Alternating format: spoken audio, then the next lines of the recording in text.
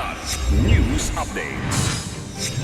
Mga balita ngayon, pag-issue ng Safe Conduct Passes ng National Amnesty Commission nilagdaan ni Pangulong Ferdinand Marcos Jr. Higit 2.7 million pesos na halaga ng marijuana plantation sinunog ng PNP sa Cebu City. Hepe ng Eastern Police District Special Operations Unit awol na 8 pulis ng EPD kinasuhan ng kidnapping at robbery. Ako po si Cesar Soriano para ihatid ang nangungunang mga balita sa buong kapuluan ngayon. Formal nang nilagdaan ni Pangulong Ferdinand Marcos Jr. ang isang Memorandum of Agreement na nagbibigay daan sa National Amnesty Commission o NAC na mag-issue ng mga Safe Conduct Passes sa mga amnesty applicants. Nangyari ang ceremonial signing kahapon sa 6th Infantry Division Headquarters sa Camp Brigadier General Gonzalo Sionco Dato Odin Sinsuat, Maguindanao. Layunin nito na mabigyan ng kapanatagan at proteksyon ng mga sumuko at susukong rebelde na mag-a-apply ng kanilang amnestiya. Sinabi naman ni PBBM na palaging bukas ang pinto ng kanyang administrasyon sa nais magbalik loob at magbagong buhay ng mga rebelde. Inaasahan naman ng Pangulo na magpapatuloy ang mga nasimulang advokasiyang pangkapayapaan sa tulong na rin ng Office of the Presidential Advisor on Peace, Reconciliation and Unity o OPAPRU, Armed Forces of the Philippines o AFP, Philippine National Police o PNP at iba pang ahensya ng pamahalaan. Sinunog ng mga kawani ng Police Regional Office 7 Drug Enforcement Group Special Operation Unit, katuwang ang PIDEA, ang halos 13,000 na fully grown marijuana plants sa magkahiwalay na operasyon noong Miyerkules at Biyernes.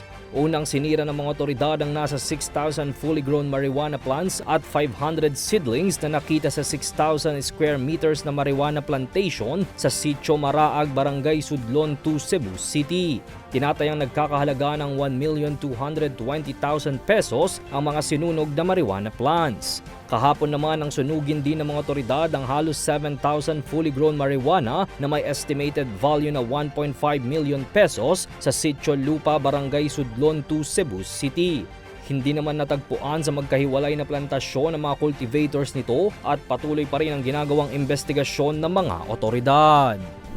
Awol o absence without official leave na si Major Emerson Cobales, hepe ng Eastern Police District Special Operations Unit matapos hindi sumunod sa return to work order ng PNP ayon sa PNP.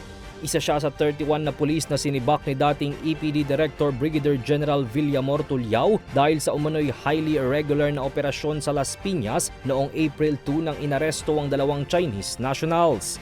Samantala, kinasuhan naman ng kidnapping at 2 counts ng robbery ang 8 miyembro ng DSOU na sangkot sa umano'y pagnanakaw ng 85 million cash, alahas, gadgets at iba pang mamahaling gamit. Ayon sa investigasyon, nagkaroon ng pekeng operasyon ng mga pulis gamit ang bogus arrest warrant, pinatay ang CCTV at sa pilitang binuksan ang vaults ng mga biktima. Wala ring suot na body cam ang mga pulis at walang spot report na ginawa.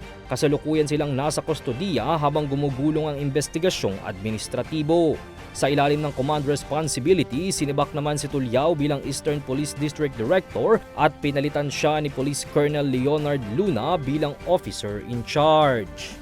Para sa Kidlat News Channel, ito si Jai Reyes, nag-uulat. Ako po si Cesar Soriano, kasama nyo sa bawat pagputo ng balita.